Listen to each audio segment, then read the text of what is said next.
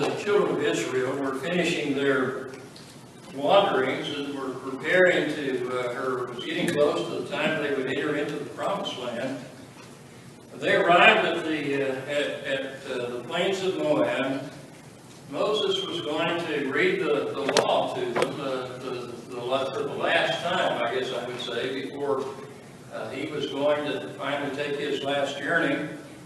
And there was one thing that Moses did on there. He gave a new commandment to the people of Israel that was not delivered to them back in when they were at Mount Sinai, when Moses received the law at that particular time. The reason being is because it didn't apply, or that law would not apply to them during their wanderings. But this law was going to be one that would be for protection, I would say, the protection of life. One of the things that I believe that God is concerned about is that we live a safe and peaceful life, and sometimes, I guess you would say, things don't go the way we would like for them to go. Sometimes there's tragedy that takes place. Sometimes there's accidents that takes place. And the Lord wanted to prepare the people for this very thing.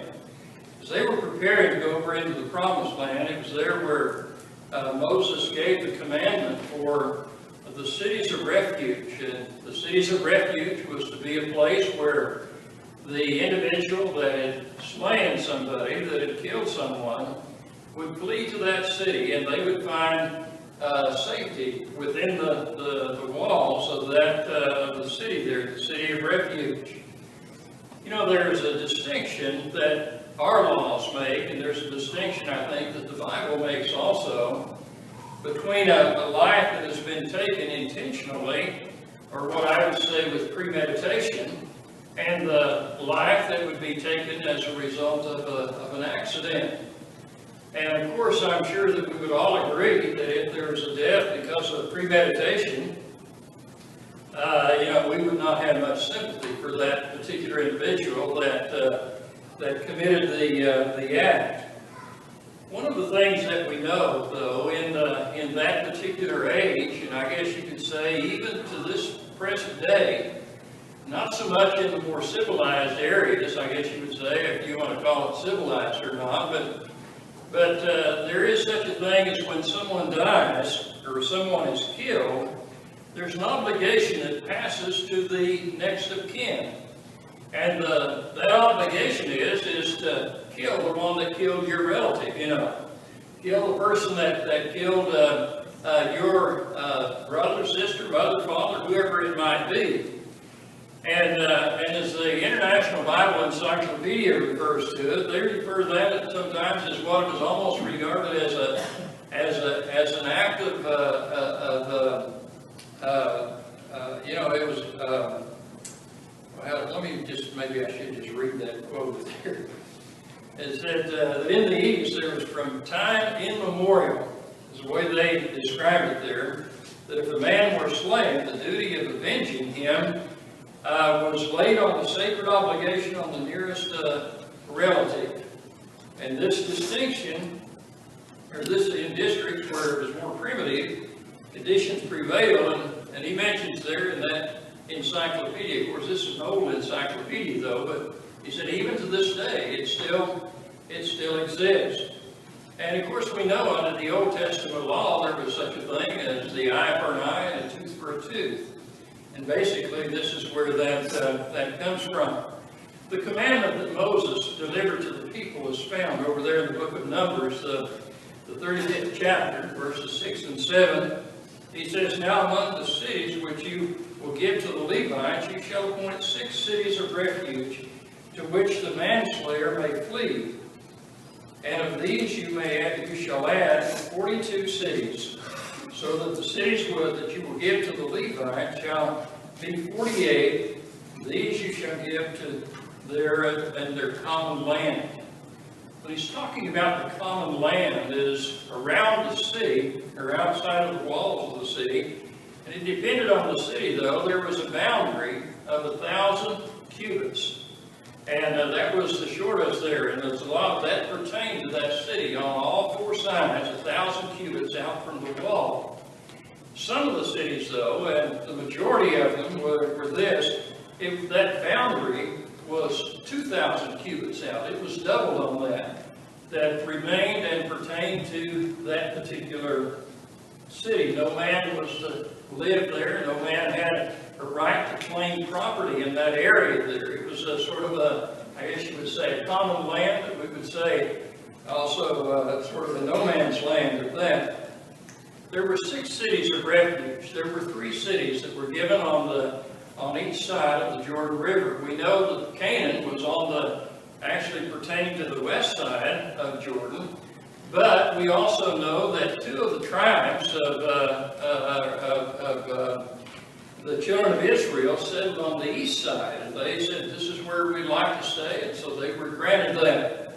There were 6 cities that were set aside, 3 on one side and 3 on the other. And the name of the cities were, the ones on the east side of Jordan was Bezer, Ramoth, Gilead, and Golan. The cities on the west side of Jordan were Hebron, Shechem, and Kadesh. And these were placed in distances apart. I mean, they weren't huddled up in a place and the reason why was so that no matter where you were at in the land, you would not be far from one of these cities. If you accidentally killed someone and you needed to flee, you would want to know where that city was at and try to get there as fast as you could. You know, according to the established customs there, the nearest relative of the dead person, or the one that was killed, was known there and became known in the scriptures as the Avenger of Blood. And the Avenger of Blood had a right to kill the person that killed their relative. And, you know, we might think that's sort of a bloodthirsty thing, but that was according to the law. And, you know, I believe you could say that, you know, if you kill someone, you know, you would probably live the rest of your days, regardless if that person was an innocent killing or not, that you might be in jeopardy. You know, you may be killed. And you know, that would be a kind of a bad thing to do, I guess. But you know, our laws today recognize the difference between an intentional murder and one that was done by accident. And to kill with premeditation, the Bible is quite clear on what it is. It's, you know, if you would take an object of iron, you know, and try to lay somebody's head open with it and kill them with it, that would be, you know, that would be bad. But anyway, it mentions stone by killing someone with a metal instrument, with a stone, or even with a wooden implement, or with a wooden weapon of some sort. One of the things that always took place in the premeditation murder was this: there was hatred in the heart of the individual. There was hatred and enmity in the heart of that individual. And I guess you could say that that would be sort of a key there. In other words, that if there was hatred there, then evidently it was probably spawned by premeditation. And however, though, that if there was no hatred, there was no enmity, then the killing or the result of a death would not be because of premeditation, but as an accident. You know, an example of not premeditation would be this: whenever a person would push or maybe shove somebody, and they would fall and accidentally hit their head or something and maybe kill them or something.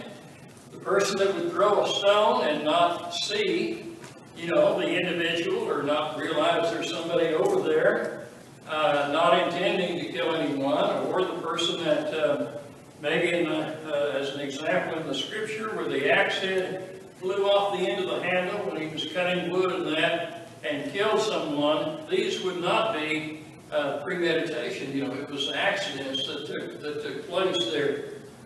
But anyway, if the man kills someone regardless of whether it was premeditation or not, the wise thing to do, and in particular if it was innocent, if it was by accident, you would flee to one of these cities of refuge, and you would get there as fast as you could, because from the time that person died, their next of kin became the avenger of blood. And what that meant was they had the right, according to the law, to slay that person.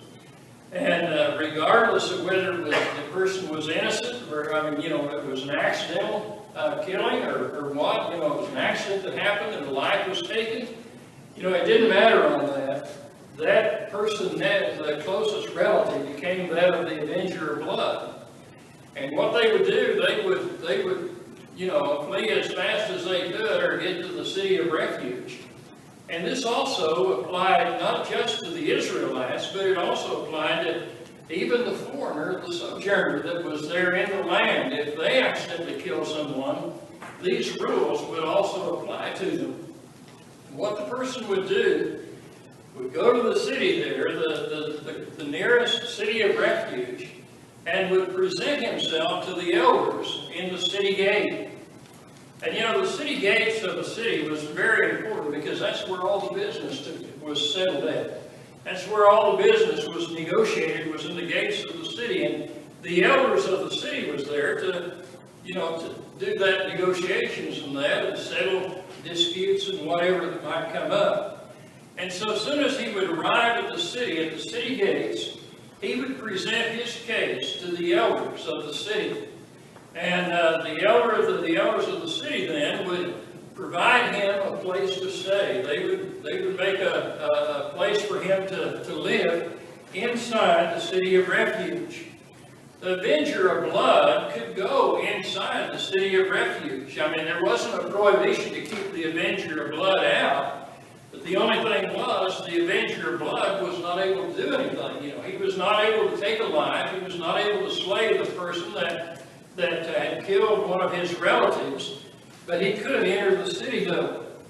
And the manslayer, I guess you would say, the one that found safety within the city of refuge, would remain there and would not be allowed to go outside the city. Now, when I say would not be allowed to go outside the city, he could go out.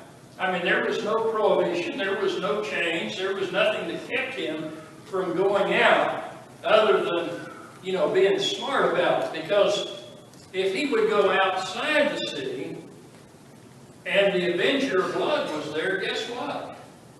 He could slay him. He could kill that person, even though that he had been inside the city of refuge. But if he came out, he could slay that person, and it would not be a crime against him. But one of the things, too, that we want to point out is this. There's a difference. We hear something here in the States here, and particularly in Texas, about sanctuary cities.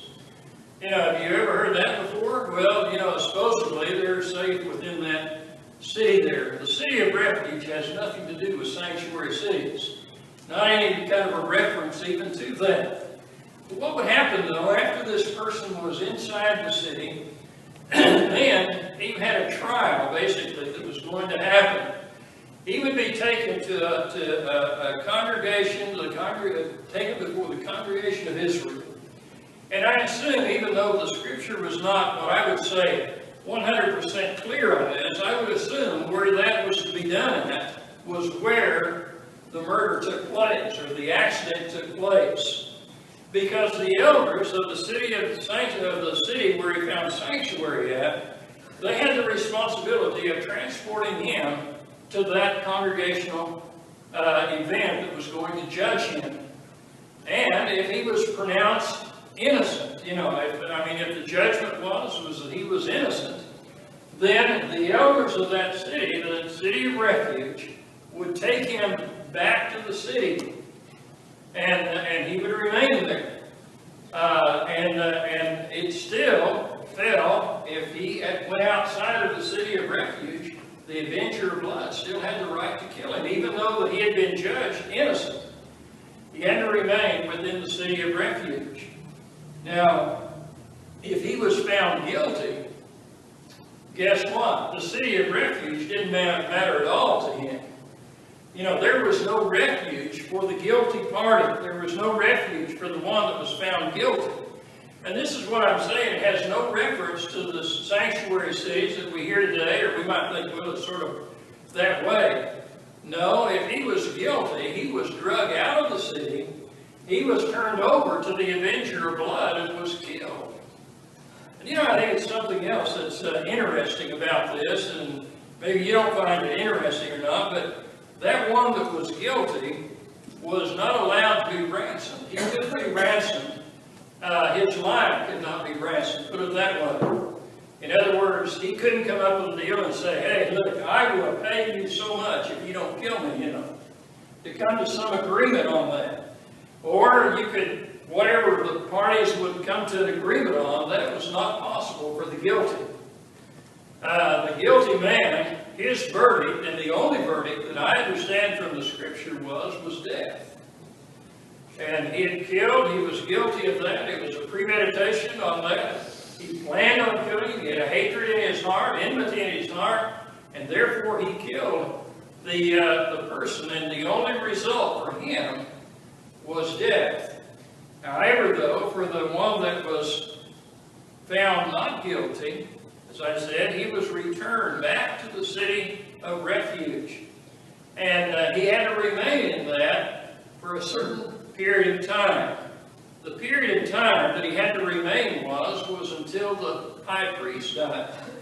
The priest, the high priest that had been anointed with oil, whenever he died, that finished his term in the city of refuge. He could then leave the city of refuge, go back to his home, go back to the land that he had or wherever it was, and could live, and the avenger of blood now no longer applied. He could not take his life on that. And so there was a time limit on it.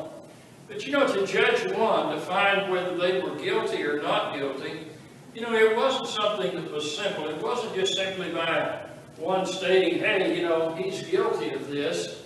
There had to be witnesses of it. There had to be more than one witness. And according to the old law there, that in order to establish a fact, there had to be at least two witnesses that could testify against that. The Bible speaks of two or three. In Deuteronomy chapter 19 and verse 15, it says, one witness shall not rise up against a man concerning any iniquity or any sin that he commits. By the mouth of two or three witnesses, the matter may be established. And so in order to prove one innocent or guilty, there had to be witnesses of that. The innocent man, you know, he would return back to the city of refuge, and he would be there until the high priest died. As I say, you know, I think both parties on this part, could not agree, and this is something that I'm sure that was tried, and that was to find out some equitable agreement between families and say, we'll come to this, we'll pay so much and let that man go free, but that was not going to be the case. Accidental killings, as we would say in our country today, manslaughter is not one that's going to be punishable by death. We recognize the difference between that. But we know, though, back under the Old Testament law and at that particular time, and as one reference that I read is that many people, even the innocent, were put to death because, you know, they didn't go to the city of refuge, you know, and it was, they felt like it was a solemn responsibility that the family had was to kill the person that had slain their relatives. I'd like to depart just for a little bit from this, and go back to the time, you know, during this time or after that, and I would assume, I don't know about the law today in Israel, but I assume that since they're still under the old law, that the city of refuges still apply or still exist, even in those days, because years later we find that they were still dealing with the cities of refuge. And whenever Saul was king over Israel, he was the first king that was anointed. And Saul, whenever he was anointed king, he was a good man. He was a man that reigned over Israel and did a good job of it. But it wasn't too long until Saul, or a little bit later, that Saul became a little bit, I guess I would say, his hat was no longer big enough for his head, you know, and he became a little bit more self-centered and such. And he began to think that he didn't necessarily have to obey all of the laws, that what God had commanded him. And he became not necessarily the good king, but one that was less than desirable.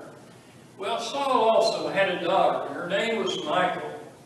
And like young people, they fall in love. And Michal, Saul's daughter, fell in love with David. And of course, we know the story of David and Saul. And whenever this happened, Saul, like the father that he was quite pleased with this. He was pleased to see that his daughter was interested in David. David was interested in her. And so Saul gave Michal to David as a wife, whenever this happened. But it wasn't long after that till the story changed, and Saul became suspicious of David. And as a matter of fact, not only suspicious of David, but he decided that David was trying to take his throne.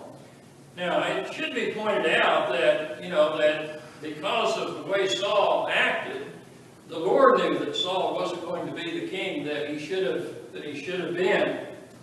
And so he wanted to kill David. Michal, his daughter, found out about it. And she did what any other wife would do, but that would probably warn her husband. And the warning was this: Dad is out to kill you. And you better run, you better flee. Well, David wasn't exactly willing to go, but David did. He left, he fled. And whenever Saul realized that he had left, he was a little bit angry. And so Michal stayed there in the house, and David was gone, so Saul did something this. He gave his daughter Michal to another man for to be his wife.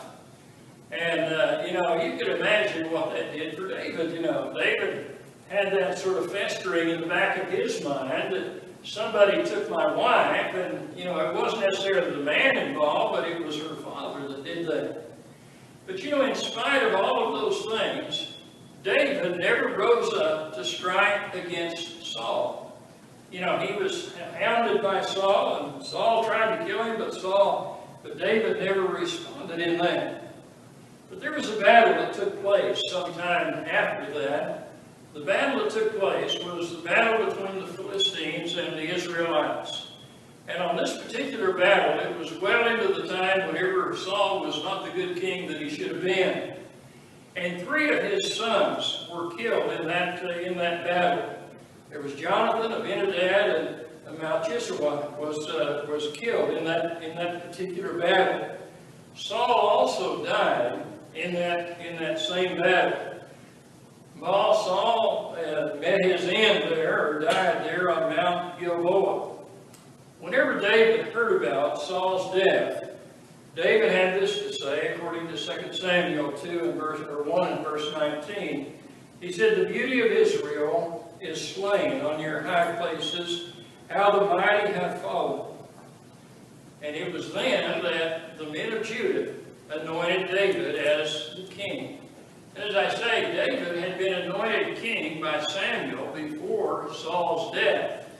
But David did not do anything about trying to take away the throne from Samuel, from Saul. He simply bided his time. But the men of Israel knew when David was anointed. And so immediately, whenever Saul died, they anointed David as king. They appointed him king, and he set up his throne there in Hebron. Now, there was confusion at that time, because I don't know how much experience the Israelites had with the succession of kings, since Saul was the very first. But normally, and generally, is that the king, when they die, it passes to the son, and so on down the line, or the daughter, whoever is, king or queen. And so Abner was a general for Saul, or I guess he was not a general, I didn't say general, but he was sort of his right-hand man. He was the man next to Saul in power. And so whenever Saul was killed, and whenever Saul died, Abner took the other son, another son of Saul, His name was Ishbosheth, and appointed him to be king of Israel. Now this was not according to God's plan, but it was according to Abner's plan. And David found out about that. He knew what had happened when, and he could have been pretty indignant about it. He could have been a little bit indignant about it, saying, listen, God ordained me, anointed me to be king, and, he was going to do something about it, but David didn't. He simply bided his time on that, and Ishbosheth was the king, and here we have the divided kingdom. This is the first time that Israel divided. The people of Judah, they followed David. The others basically followed Saul as king. Well, as it was, there was a time that happened, and Abner met Joab. Now, Joab was what I would say was David's right-hand man. And Abner and Joab were basically contemporaries. They were Joab was the next one below David, and Abner was the one right below Saul. And so these men, they happened to meet. They met at what was referred to as the pool of Gibeon. And while they were there, Abner had his men there, Joab had their men there. There was no fight or anything that happened. There was no conflict. But, Abner said this, what do you say? We have the young men get up, and one version says play. But what it meant was to enter into a competition between the two sides. And so Joab said, he says, well, let it be, And the young men got up, and what happened was each one, their toys for war, I guess, it was pretty literal on that because they pulled their swords out and immediately killed the other person, or they both were killed. I mean, each one, they both fell dead, I'll put it that way. The one from Joab's side and the one from Abner's side, and they fell dead right there. Well, you could imagine what happened there. You don't have to imagine. There was a war that broke out. And the fighting was pretty fierce. And what happened was Joab's forces, David's forces, was winning.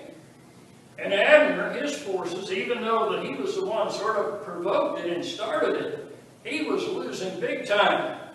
And so it didn't take them long for Abner to come to the conclusion, hey, we better get out of here. And so their exit, they were trying to exit the field of battle. And it happened to be there was one little fellow there. I don't know if little fellow or not, but he was young. He was younger than Abner, and he was a lot faster than Abner. And this guy was pursuing Abner. He saw Abner leave, and I'm sure what he had in his mind, and this is just my interpretation, is this, that he had stars in his mind. He was going to kill that man. He was going to kill the enemy. And if he could kill Abner, I mean, he was the top man. Think of what an honor that would be. Well, Abner was running, there was no horses involved, and this fella here behind him was running also after him. And it didn't take long for the one that was following, the young guy, to catch up with the old fella. The old fella turned around to him and he said, hey, he said, and I'm sure he kept on moving, because he was not that far ahead. He said, aren't you Joab's brother? And he acknowledged that he was. He just kept right on chugging after him. He said, you turn to the right or to the left. Don't come after me. And the knowledge was, I think in Abner's mind was this. He was an old man, an older man. He was experienced. This was not his first battle. He had fought many battles with Saul. He knew what it was to kill. He knew how to kill. And I think in his mind, he knew that he could kill that fellow without any problem. But you know what? This fellow kept right on going, right on after him. Nothing that he could say was to deter him. And finally, he called back over to him again. He said, listen, if I kill you, how will I look at your brother in the face?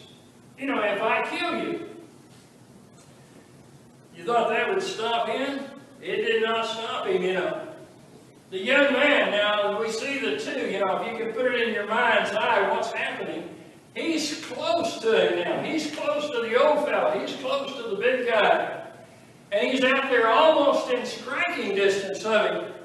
And so what Abner does is what, and I'm interpreting a little bit here, but I think what he does is simply take his spear and run that spear in the ground, the point of it in the ground. And this young fella is running so fast behind him. You know, I think that Abner doesn't want to kill him. You know, I don't think he's intending to kill him, because if he did, he wouldn't put the point of the spear in the ground, he'd put it in him. But instead he run the spear in the ground, I think, and this young man, Joab's brother, Asahel, fell on that spear. He was running so fast that the blunt end of the spear went completely through him. I mean, it went in one side and came out the other side. And you know what happened then? He fell down and died right there. The other men that were also in that battle that was trying to, you know, get after Abner's men, they came by and they said, oh my, you know, here is Joab's brother.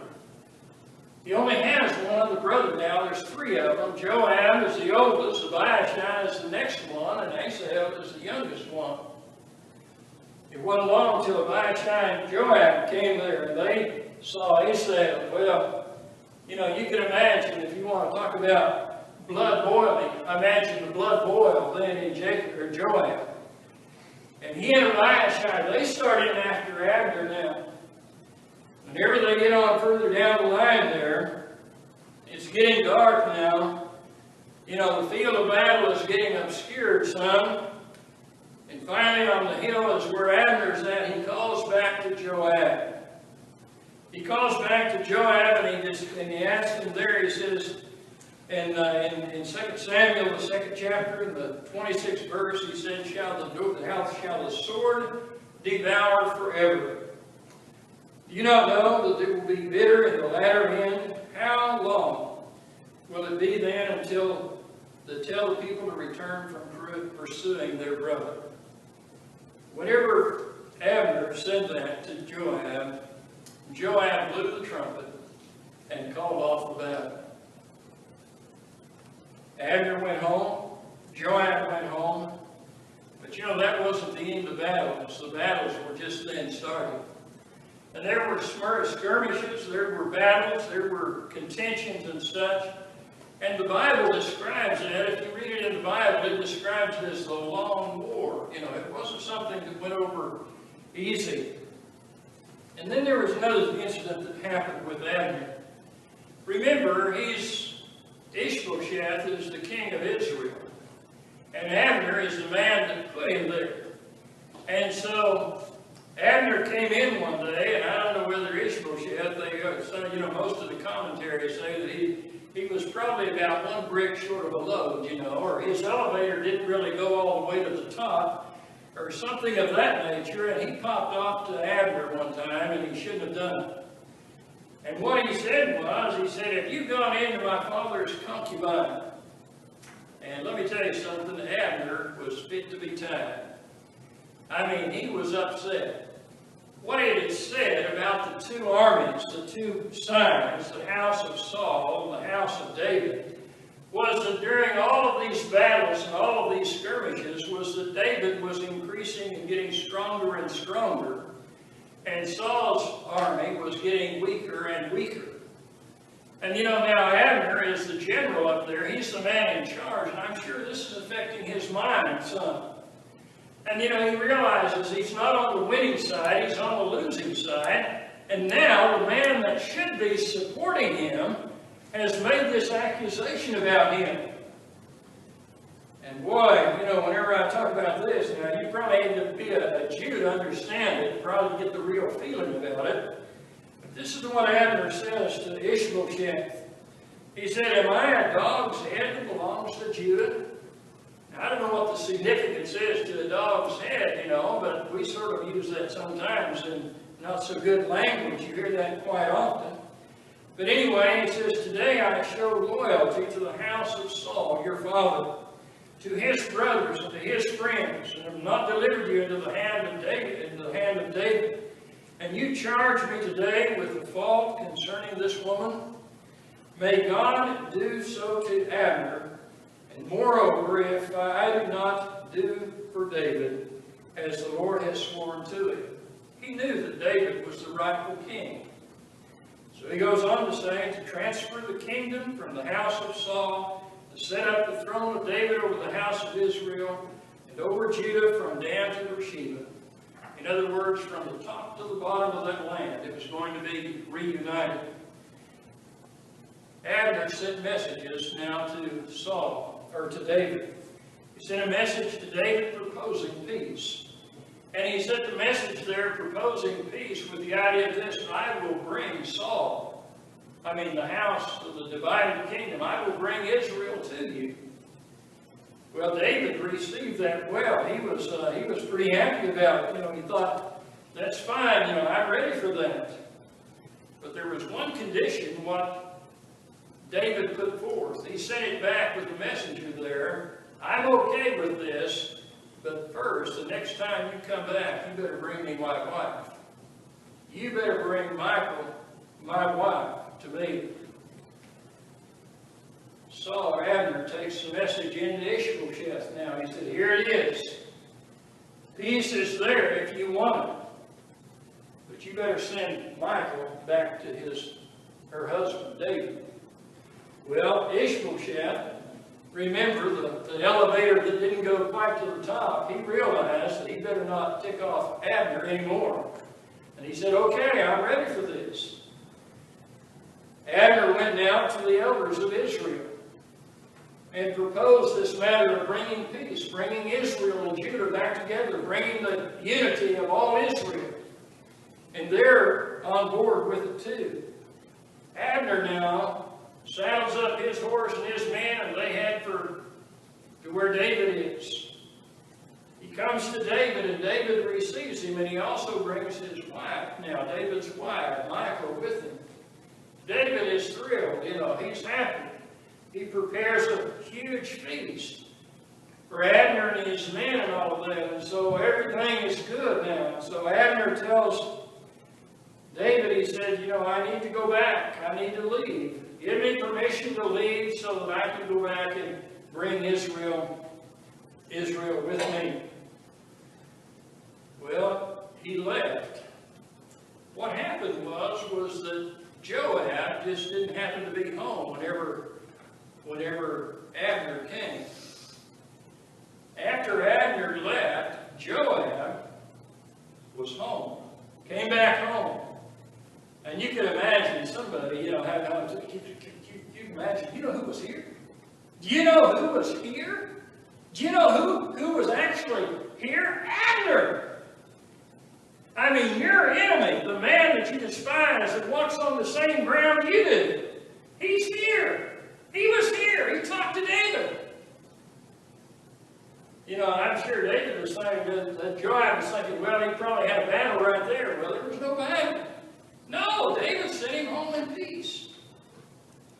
Boy, Abner goes in there and probably didn't even knock whenever he went through the door to find David. And he said, you know what you've done? You know what his purpose was? His purpose was to come in and spy us out. He was a spy pretending to be peaceful, pretending to be wanting peace. He wanted to know how many we had, how many numbers we had. He wanted to know when we're home, when we're not home. But you know what? David wouldn't hear of any of that. He believed Abner for what he said, that he was sincere about the peace. Abner stomps out, and it didn't say he stomped out. I'm adding that, but I imagine he stomped out and probably, when you say don't slam the door, he probably slammed that door behind him. He went out and got one of the messengers, and he told him, he said, I want you to go get Abner. Take Abner this message and tell Abner that David wants to see him again. The messenger takes off. He's headed off in the same way that Abner went. He finds Abner at the well of Sirah. He tells Abner what the message is, that David wants to see you again. Abner has just now pledged allegiance to David. And so do you think he's going to violate a command, that he thinks is sincerely from David? He turns around and goes back. Well, guess what? David's not waiting for him. Who do you suppose is waiting for Joab? Or waiting for Abner? Joab is. Joab is right there.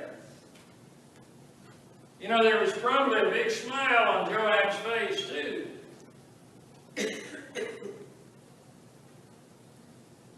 Joab tells Abner, he says, "Come here, I want to talk to you." And I'm sure there was a smile on his face, and he took him aside. And while he took him aside, I could just visualize probably what this was. These two men that had been enemies now, one now is wanting peace, and the other is pretending peace.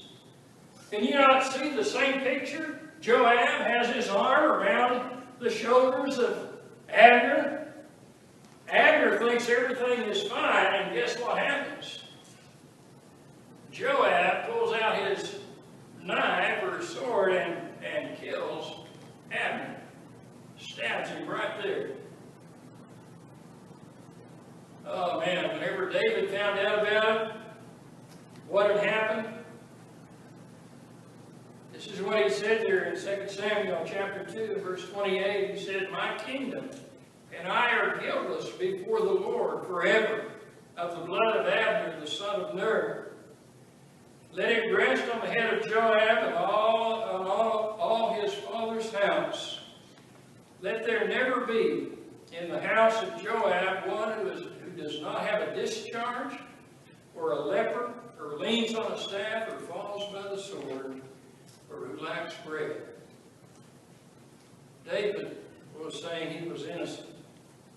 David took the body of Joab, prepared it for the funeral there, and at the funeral, this is what he had to say. Now, normally when somebody dies, we don't talk about the bad things they've done. We don't talk about all the things that you disagreed with them on, and we usually say things that's kind to them. But you know what David said? He said, "Abner died as a fool dies." Then he goes on to say this. He said, "Your hands were not bound, nor your feet put in fetters. As a man falls before wicked men, so fell you." Why did David say that? Why did he call Abner a fool? Because you know what? If Abner would have just stepped inside the gate, Joab could not have touched him. The city that he was outside the gate at, he got to the gate of the city, was the city of Hebron. One of those 6 cities of refuge. All that he would have had to have done would have said to Joab, "Let's step inside instead of stepping outside."